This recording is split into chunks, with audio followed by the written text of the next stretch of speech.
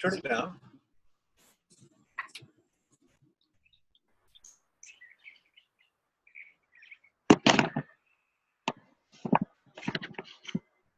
All right. Good morning, all.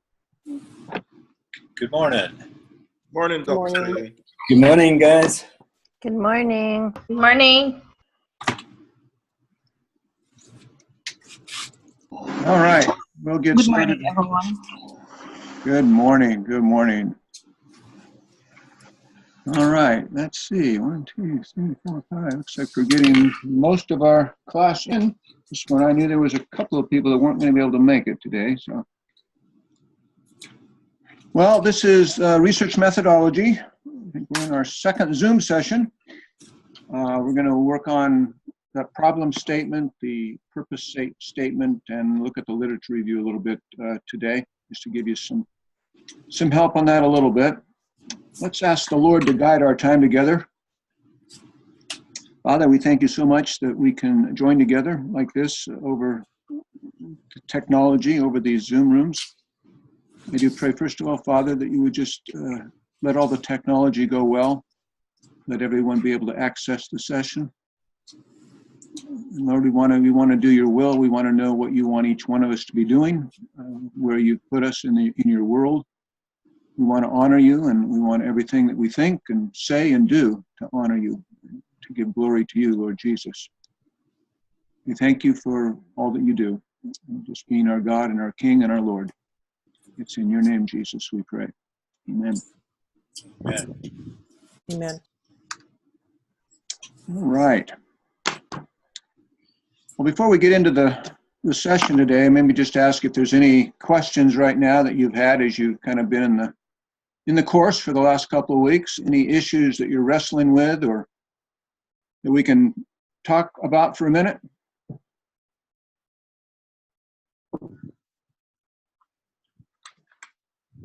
Okay, well, if you think of anything along the way, we'll spend a little more time later on just to give you if there's any other issues that come up. Well, let me go ahead and share my screen so that I can have a few documents to share. Let's see. Yes, it's that one.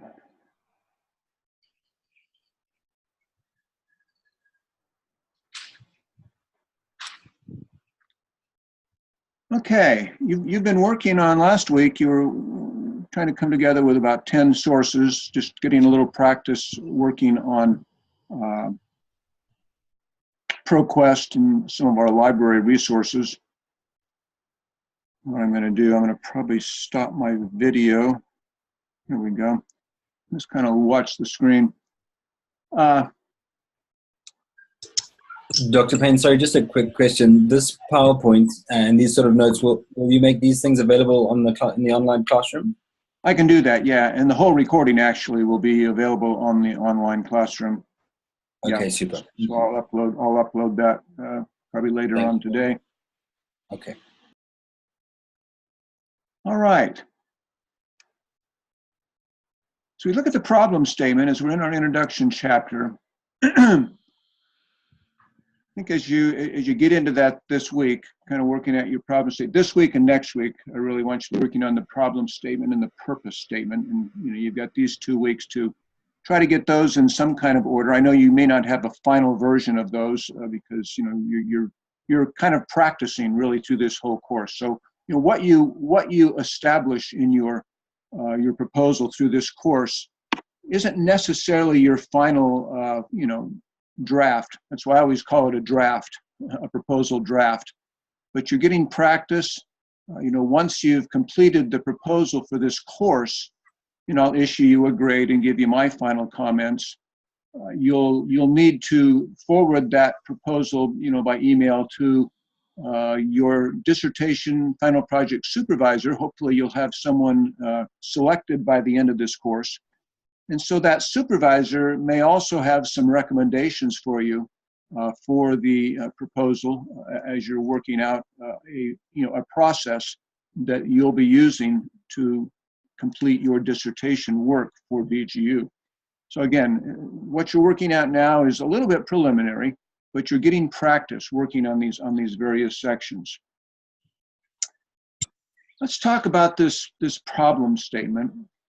You know, I think as it'll be in your instruction sheet on the online course, kind of three parts to that. You know, an introduction sentence, maybe call it a hook. Sometimes that hook is used just to kind of hook people in, to kind of pique their interest. And so, you know, that maybe first and second sentences might be used in that way. You just kind of maybe summarize what the topic is going to be a little bit there in those first few sentences.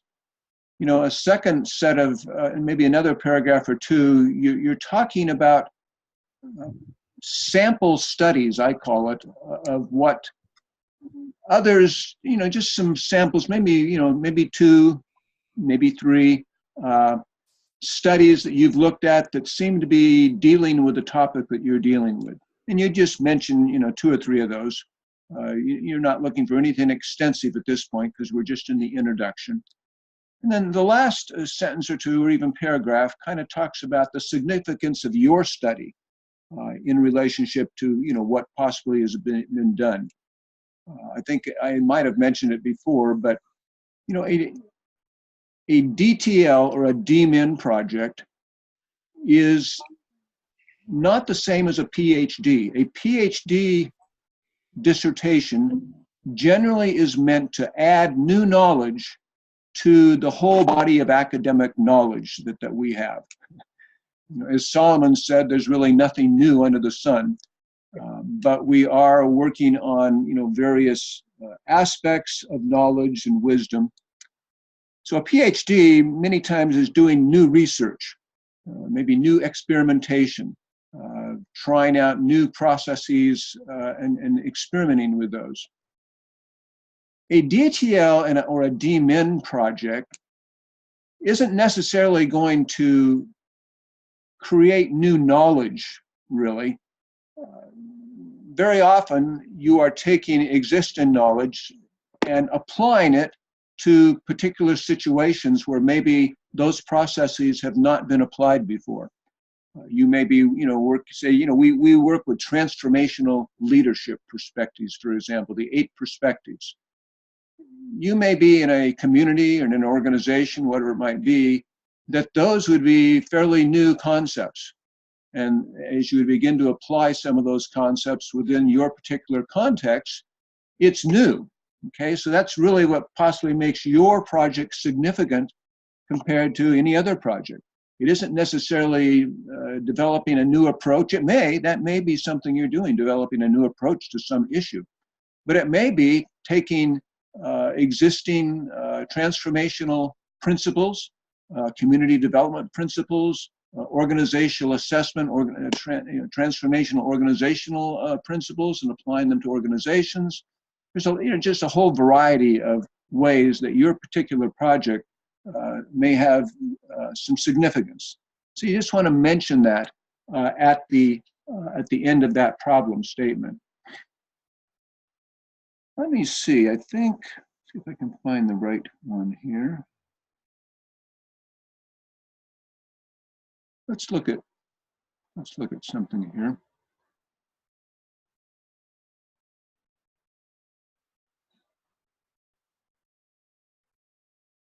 This is I've been working with a student for this last year over in Malawi.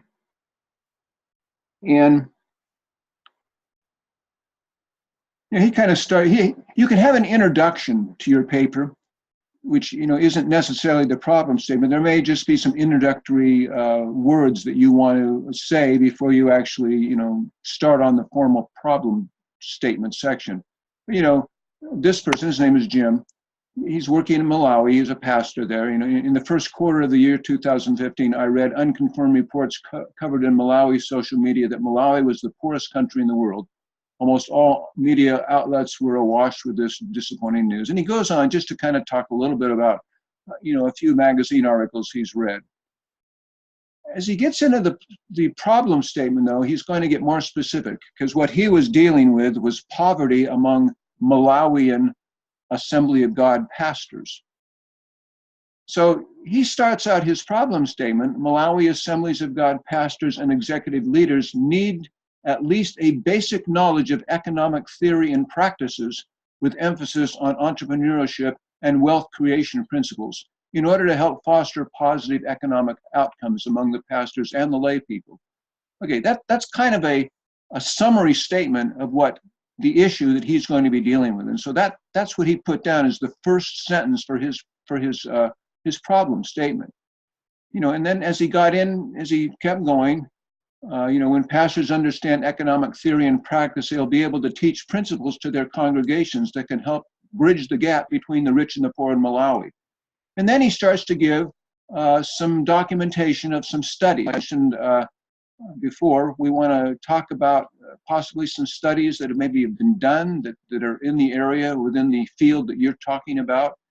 The 2015 Oxfam Malawi report shows that there is a gap between the rich and the poor, and it's increasing every year. And he gives, a footnote to that. Hopefully you'll be using, probably APA. Like I've said, you can use Turabian if you started your program in that regard. But we are asking, as much as possible that students start learning the APA format, since that's used a lot in the sociological, psychological, and business sectors. He again, quotes from these authors, Musa and Masajala. They assert in just 7 years, the gap between the richest 10% Malawians and the poorest 40% has increased by almost a third. The Offman report covered a period between etc. So he kind of talks about some studies that are dealing with the issue. He then, since he's dealing specifically with the Malawi Assembly of God, he has some concepts and some thoughts from them, and some financial stuff, project reports from that area. So, and what he'll say here, he ends his problem statement. The Financial Committee of the Malawi Assembly of God recommended that economics should be included in all Malawi Assembly of God churches to enhance pastors' understanding. And last sentence, this project provides research and tools to begin the process of providing a curriculum on financial principles for Malawi Assembly of God pastors. So he ends his problem, and this is the significance of his paper. The Malawi Assembly of God executive leaders are looking for something in the way of curriculum or more training for pastors in the area of economics, and he's saying this project is going to help fill that gap, so to speak. Okay, so that's the problem statement. So as we go back to our slide here, Jim gave kind of an introduction, just kind of in the first sentence of his problem statement. He gave some sample sources of some documents that seem to be dealing with the issue that he's addressing, and then he ended his with the significance. His particular project was going to research some of this economic issue among pastors within Malawi and develop a curriculum that could possibly be used in the future with pastors. That's the problem statement. Any thoughts or comments that you'd like to ask about that?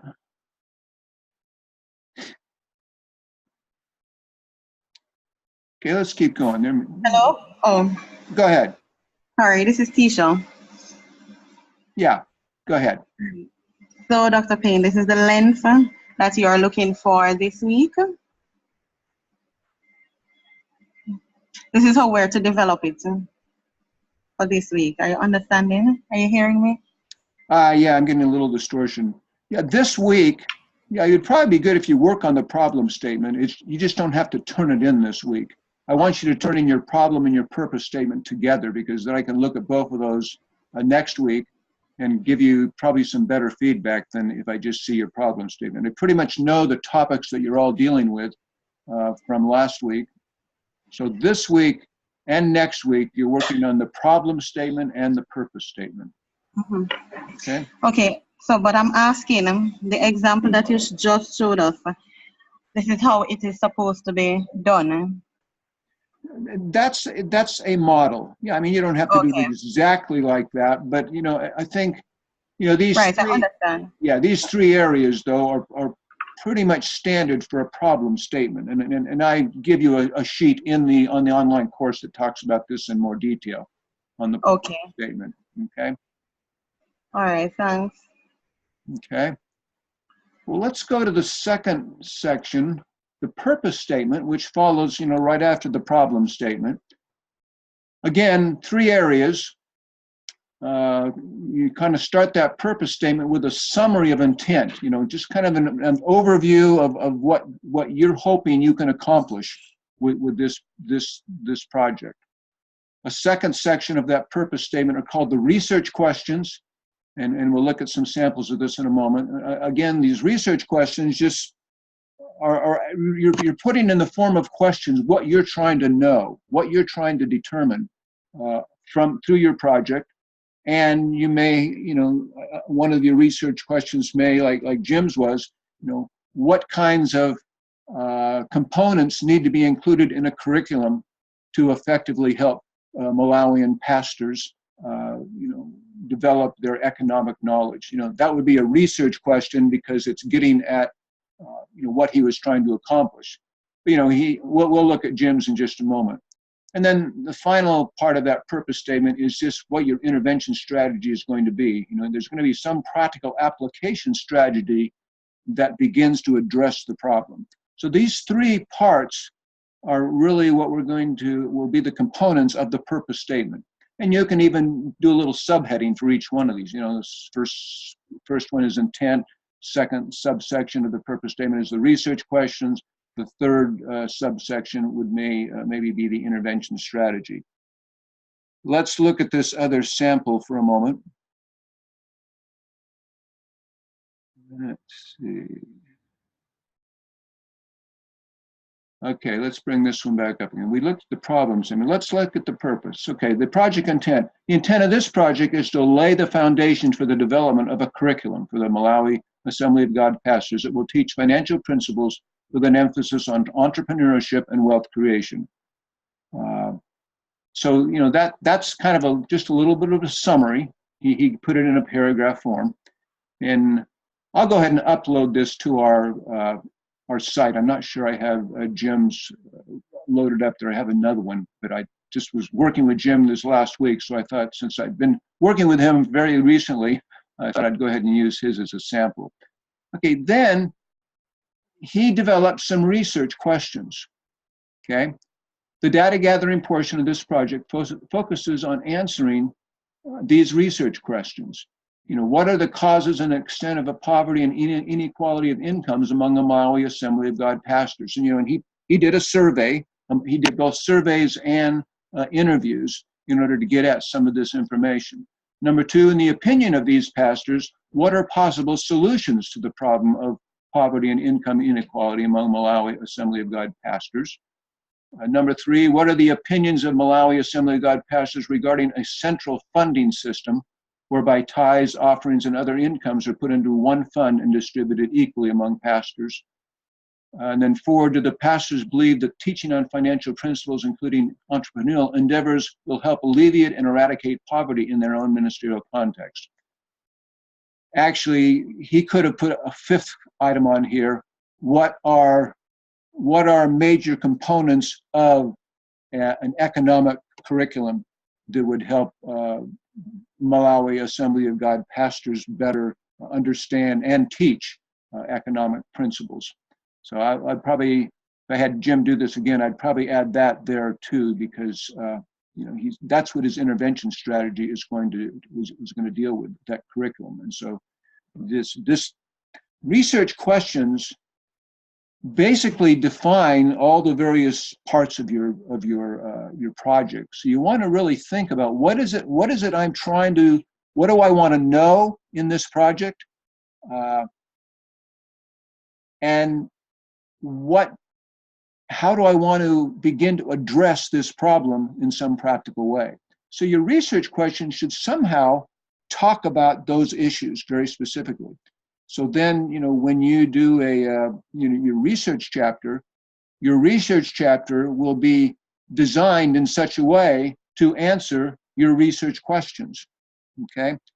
And that'll become hopefully more clear as you go through these next few weeks.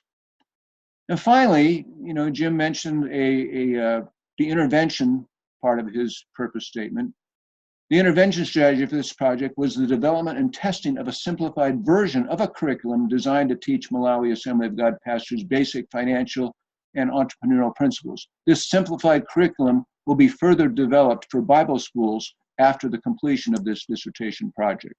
So what Jim ended up doing is he wants to have a full curriculum developed, but then he didn't see that that was going to be possible through this dissertation. So what he did, he developed an abbreviated curriculum that he's used in some churches and places and testing it out. And he's put an outline for a curriculum and his sample abbreviated curriculum. He's given that to a few Bible schools in the area who are now, even after this dissertation is completed, they will use that outline and some of the testing and the research that he's done to actually create a curriculum, a full curriculum that can be used in a Bible seminary. Now, Jim could have, for his project, he could have actually developed a full curriculum.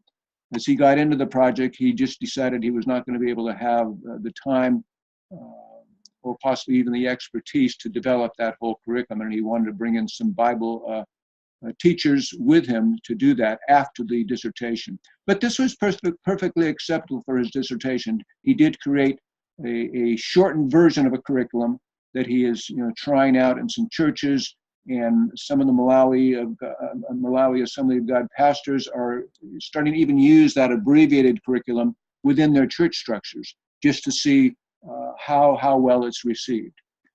So anyway, that was his purpose statement. He kind of gave the intent, just gave a paragraph. And again, these in the introduction chapter, these are short. A paragraph is fine on the intent. Some research questions, 3, 4, 5 research questions that seem to summarize what it is you're wanting to accomplish through your project. And then the intervention strategy, again, just a sentence or two, maybe a paragraph that will just define what you're trying to do in a practical strategy. Later on in the research chapter, chapter 5, you'll actually describe this whole intervention process in more detail. Okay, but in the introduction, we're just giving the reader a beginning look at what's going to happen in this project. Okay. Any thoughts or questions on that whole area? Doc, could you go back over the intent, the strategy intent, please? The intent? Yeah, right. Intervention strategy, right. Yeah. Again, the intent, though, is it's a summary. It's just a summary. The strategy. Oh, the strategy. The strategy. Yeah. Yeah, the strategy, every BGU dissertation, final project, must have some kind of a practical application of the research that you've done. Like I've said, a PhD dissertation may just be pure research, but it's not necessarily applying it. When we have a DTL or a DMin dissertation, final project, we want a section that actually applies in some practical way what has happened in your research. Jim was developing a curriculum.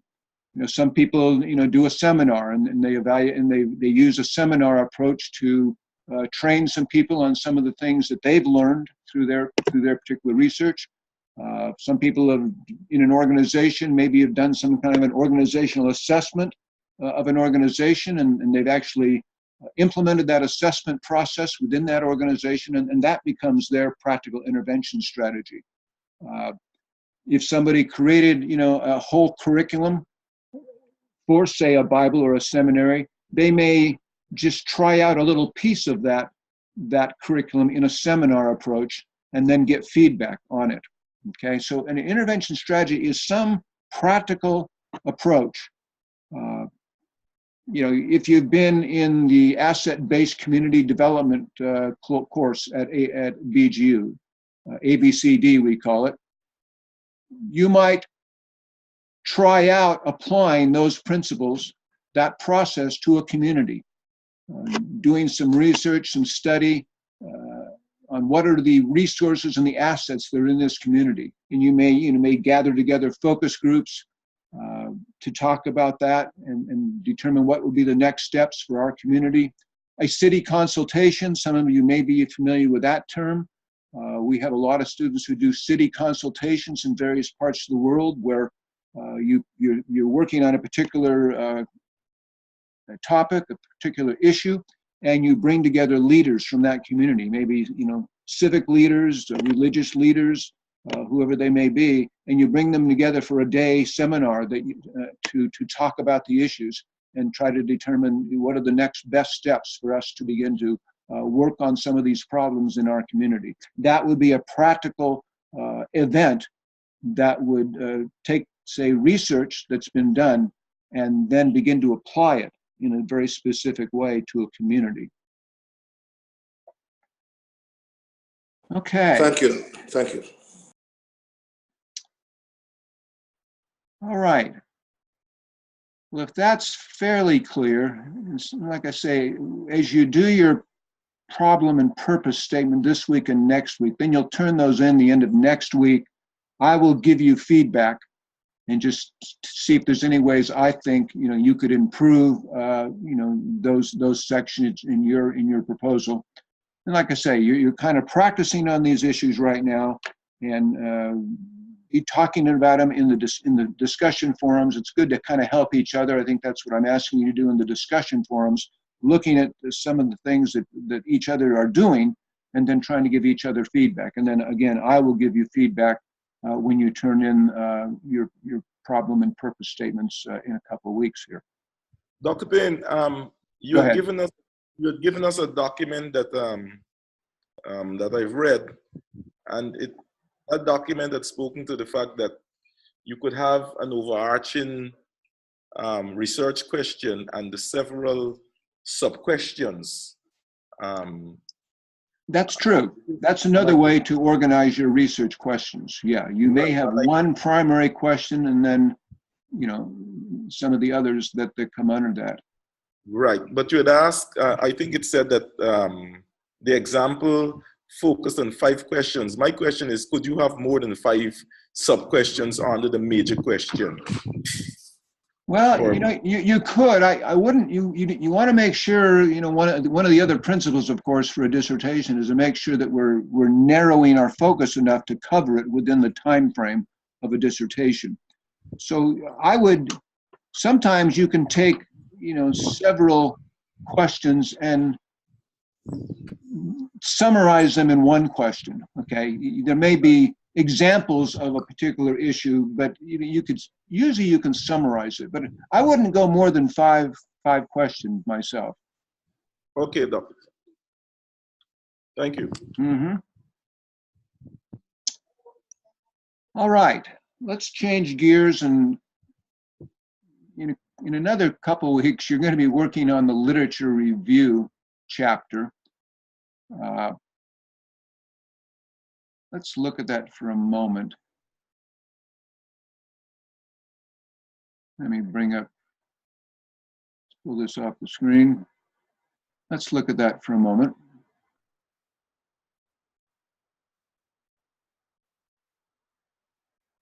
Okay. A literature review chapter. This is actually chapter 3 of the proposal. Chapter 1 is the introduction, which includes the problem and the purpose statement and a couple other sections. Chapter 2 is the context. At BGU, we make the context a whole chapter. A lot of dissertations in other schools, the context may just be one of the sections within the introduction chapter. But at BGU, they feel like the context is important enough that they make a whole chapter of it. So that's chapter 2. In chapter 2, I'm not going to do a Zoom room on that particular one because I think it's pretty self-explanatory in the work, in the instruction sheet. The literature review chapter, though, sometimes does cause some problems for students, and so that's why I wanted us to spend a little time today, since you'll be working on that within the next few weeks. Okay, the purpose of a literature review chapter, and this is chapter 3 of your proposal, it's to define what we call a conceptual framework for your project and to discuss major sources related to your project. Okay. Now you're not going to discuss all the sources in this literature.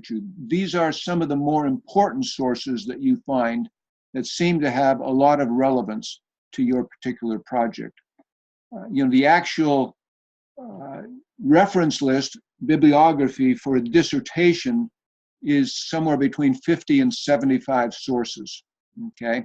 When you turn in the proposal, I'm asking that you have somewhere between 35 and 50 sources in the reference list.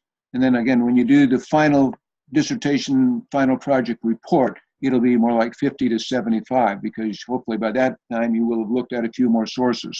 But in the literature review chapter, I think as the instruction sheet will say, you need to look at about 20 sources, okay? And then in the actual dissertation final project report, you'll move that up to 30 sources. But for the proposal that you're working on in this course, you're going to include about 20 sources that you'll discuss that have some very specific relevance to your project, okay? Now let's define some terms here, and we'll talk. You'll see more about this in the lesson that you'll have for this week. But I'm kind of introducing these terms to you now by way of this Zoom room, and hopefully then they'll become more familiar. Dissertations have what they call a conceptual framework, okay? That big phrase, well, in the BGU Final Project Handbook, let's just read this, and you have access to this handbook under the info page in your course. Okay, the BGU Final Project Handbook uses the term conceptual framework in describing this chapter. This term simply refers to the theories and the practical approaches from various fields of study that are relevant to your project. You might discuss concepts from fields of study such as theology of work, transformational leadership, which is servant leadership, shalom, reflective, asset-based community development, that's a whole, a particular theoretical approach. You might be looking at things from an entrepreneurial business principles concept. There may be a particular educational model that you're looking at, or a particular missional model. Or maybe you're doing something in the creative arts and there's some specific creative arts concepts that you're using. The idea is to kind of think about what are the theories, the concepts that are going to be significant for your project.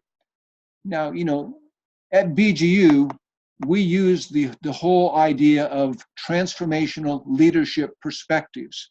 That's a concept in itself, and that's very acceptable. You may say that as you're beginning your literature review chapter, that this particular chapter is written.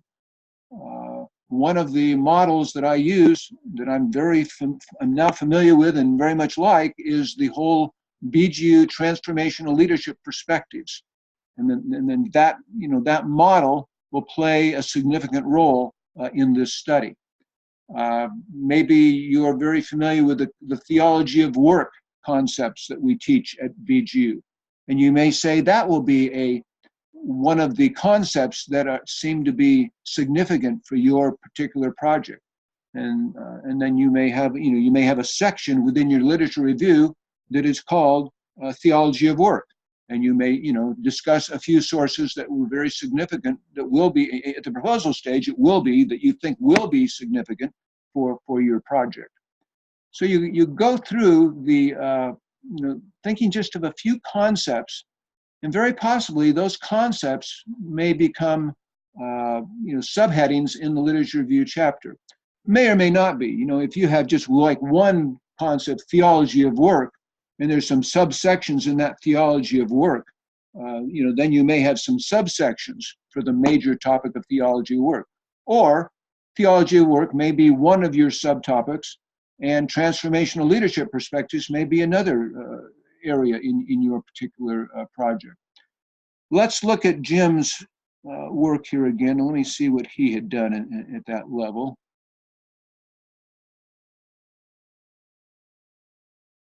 Okay, he said, okay, the ever-increasing gap between the rich and the poor in Malawi Assembly of Gods has many varied causes. This project has been developed based on a biblical theological framework, as well as research based on various transformational leadership models for community development. The chapter begins with a theological discussion on root relational causes of poverty. The chapter then goes on to discuss specific sociological, psychological, and political causes of poverty in Malawi. The chapter concludes with content related to the role of the church, and specifically the role of Malawi Assembly of Gods as related to the alleviation of poverty in Malawi.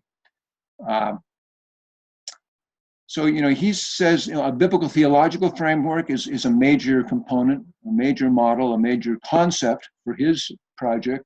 Also, transformational leadership models for community development.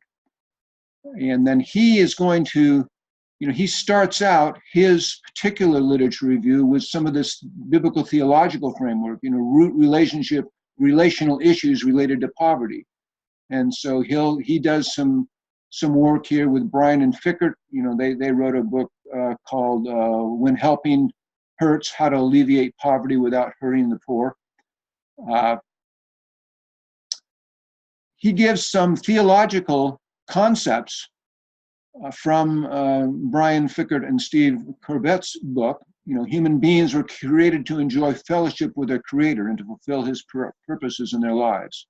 Since this relationship is an overarching relationship, according to Fickert and Colbert, when this relationship is broken, all other relationships in the relationship chain are broken, leading to several consequences, including poverty. So, Jim, he had a section, because it was important enough for his particular project that he's actually included a whole section here that seemed to have a theological basis. Now, there's actually a theological chapter in a VGU dissertation, chapter 4, of the proposal, and chapter 4 of the dissertation is actually called Theological Reflections. So Jim, he did one section in his literature review that really related specifically to theology. Then when he did his theological chapter, he went into much more detail on that issue and developed, made several subtopics to this whole issue. But for his literature review, he happened to make a theological section one of his areas. And I didn't copy out the rest of his project. He had a rather long literature review chapter. I'd actually ask him to reduce it a bit. I think he had like 50 pages, which was a bit long for a literature review. I would think probably a literature review in your proposal, the literature review may be 8 or 10 pages. In the dissertation, it might be, 15, 20 pages, okay? But, what he did, he went in some of the various sections that he went into his literature review. He had a section called,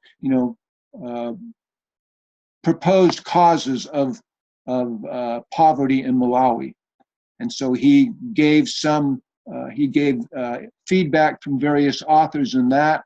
Then he went to a specific section that was entitled something like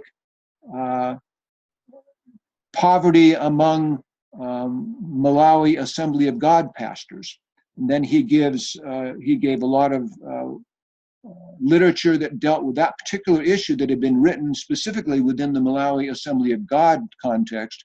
He also provided some thoughts from some of their Assembly of God constitution at Malawi and some of their denominational papers and reports. He brought those into his literature review discussion, and that's fine, okay?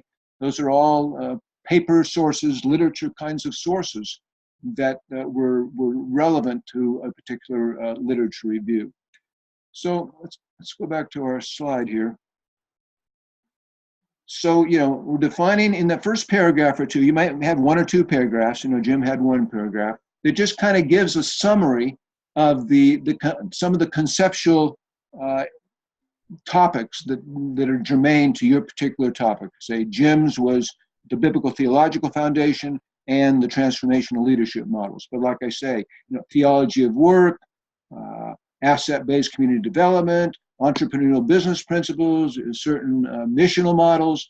There could be just all kinds of concepts that you think are going to be relating to your particular project. So you'd put that in that first, paragraph or two. Okay. Again, you're going to discuss sources here that help develop the context chapter, possibly. That you're going to do a chapter 2 that's the context. You may decide in your literature review that, say, Jim needed to have some more information about Malawi, and so he may include in his literature review background information on Malawi. And so he may have several sources that he thought were very important, and he includes those in his literature review because they were very important to his particular project, because he was trying to understand some of the roots of poverty. And so he was kind of following the history of Malawi and to see, are there certain places in the Malawian history that contributed to the whole issues of poverty.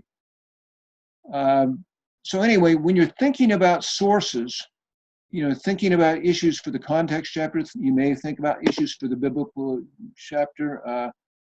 You also going to be looking at, possibly a section in your literature review chapter that discuss how other authors have approached your particular topic. Okay, and so we're just looking for, a place in the literature review chapter where you can kind of talk about, theories, models, approaches. All that is kind of contained in this literature review chapter and organized, according to themes. So you're gonna create at least 3 topical themes related to your topic. Okay, don't use the title of sources of subtopics. Okay, just use 3 themes. And we, like I just showed, Jim had one on the whole, what he called foundational relationships. And he talked about, the human relationships, the relationship of humans to God. That was very important to his particular project. But again, theology of work, like I say, that may be a theme within your literature review chapter or whatever, and go back and look at that. Okay, so you're going to discuss at least 3 themes, and then you discuss at least, this is actually wrong, 3 sources. We used to only require 3 sources under each theme. Like I said, for now, just change the BGU dissertation handbook. We now require a total of 20 sources in this chapter. So if you had, say, 3 themes, you'd need to have probably 6 or 7 sources discussed under each theme. If you had 4 subtopics, you'd have to discuss at least 5 sources under each one of those, so you'd get a total of 20 sources for this chapter. So yeah, I forgot to change that on this slide today. Anyway, as you're looking at the sources in the literature, you may look at a particular source. You may summarize that author's content as it relates to your particular topic. Okay, so then specifically relate, what that author is saying to your particular topic, and then show, how that source is going to be useful in developing your particular project. I think, like I already said, begin the chapter with a paragraph discussing your conceptual framework and summarizing how your selected themes relate to your project, which kind of what Jim did here. Then end the chapter with a section that just summarizes your conclusions for that literature review chapter.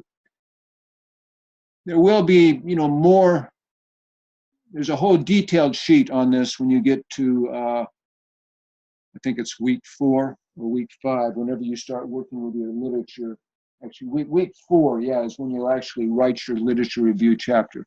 You're in weeks 2 this week, week 3 next week, and then the following week will be the week 4 when you'll develop this literature review chapter. But again, I just kind of wanted to at least give you just a little bit of exposure to this literature review, so that when you read it, when you read the instruction sheet on this chapter, hopefully it'll make a little more sense. Any questions now? Any thoughts?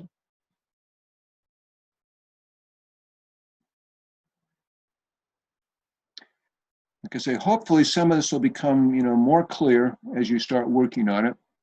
Like I say, for this week, you're working on the problem statement and you're working on the purpose statement this week and next week. If you can get those, really get those firmed up as best as you can, and we give you the feedback, then you'll be ready to kind of work on this literature review chapter in the 4th week of the course.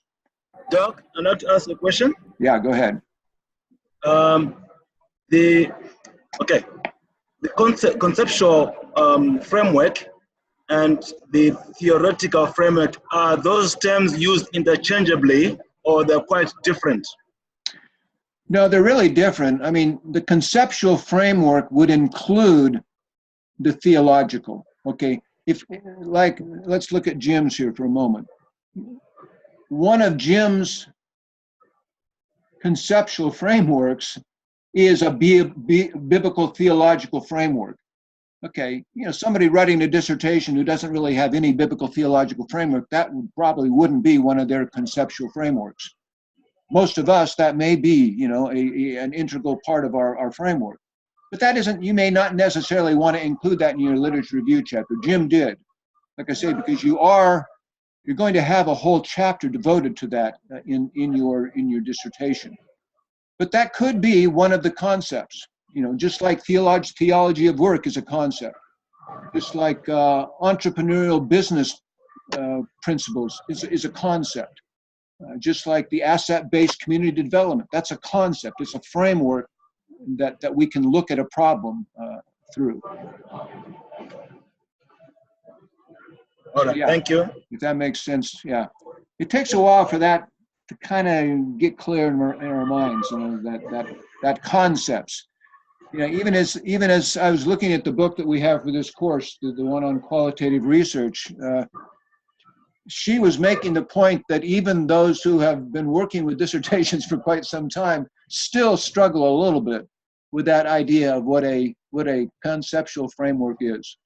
But if we can just say it's just these theoretical thoughts, ideas that we use to talk about, a project.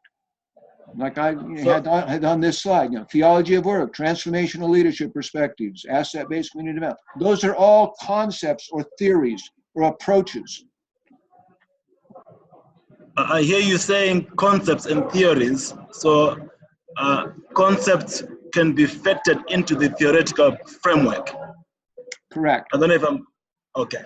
And even when we talk about a practical approach, and that's when it gets a little gray, because sometimes when we think of theory, we think of that as the opposite of a practical approach. You got theory and you have practice. For a conceptual framework, a particular approach to an issue is actually part of the concept, okay? So we have a course called ABCD, Asset-Based Community Development. What we it's like a lens. It's like a lens that I use to understand a phenomenon. That's another good word, a lens through which we are looking, okay? Yeah, asset-based community development is a lens that we're looking at a community, and instead of just looking at, what's wrong there, we start trying to say, okay, what kinds of resources are really available in this community? We may bring together leaders and other people and start talking, what do we have in our community? Well, we have you folks over here have some expertise in agriculture. How can we possibly begin to use some of your expertise to help others in our community improve their agricultural things? I have agriculture because I'm working with a woman over in Addis Ababa right now, and she's trying to help some families improve, very poor families, improve some of their agricultural production. And so she's got, that's a type of asset-based community development. She's found some experts in the area of agriculture, and she's bringing them to talk with these folks who are actually running poor farms. But the concept is looking at the assets in a community and beginning to try to apply those to particular problem situations within a particular community. All right. No, thank you. Thank you so much for that. Another concept that I forgot to mention is very important that we study often is appreciative inquiry, right? Appreciative inquiry is a certain way of looking at issues. Appreciative inquiry emphasizes the positive rather than the negative. We say if you're doing an appreciative inquiry approach as you're looking at a particular organization, we go into that organization and instead of just looking at the problems, we try to determine, okay, what are the positive aspects of this organization? What have we done well? What have we been known for? And beginning to emphasize those particular components of an organization, positive components, that would be an appreciative inquiry approach. From a literature review, you may have a subtopic in your literature review called appreciative inquiry, because that's going to be a major part of your particular dissertation. So appreciative inquiry could be a concept that would be very helpful in your particular project. But it's a concept, it's a concept, has very practical implications, but it's a concept, the concept of appreciative inquiry.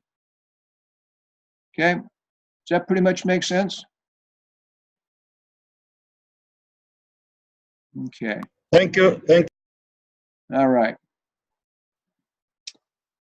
Okay, anything else that you want to bring up?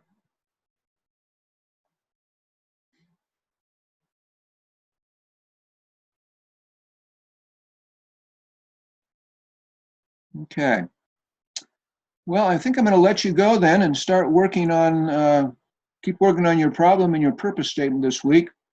I do need you to make sure that you're working diligently in your small groups.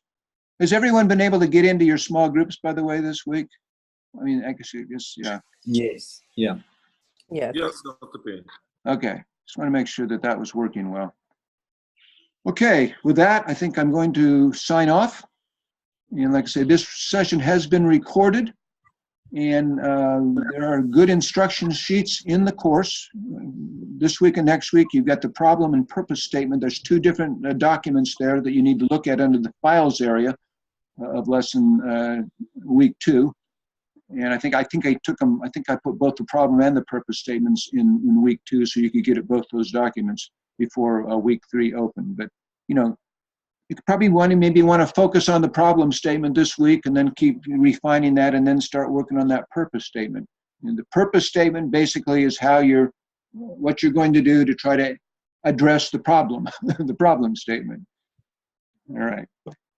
Okay, with that, I think we're going to go ahead and sign off, and be looking forward to getting more of your work in the course. Wonderful. Thank you, Dr. Payne. All right, thank you for the information. Thank you, Dr. Payne. All right. Thanks, Doc. Thanks. Thank you, Thanks, Doc. guys. Have a great day. Okay. Thank you. Thank you so much. So good. Good. All right. Thanks for joining us today. Yeah, this was helpful. Thanks. Good. All right. Goodbye now. God bless, guys. Bye-bye.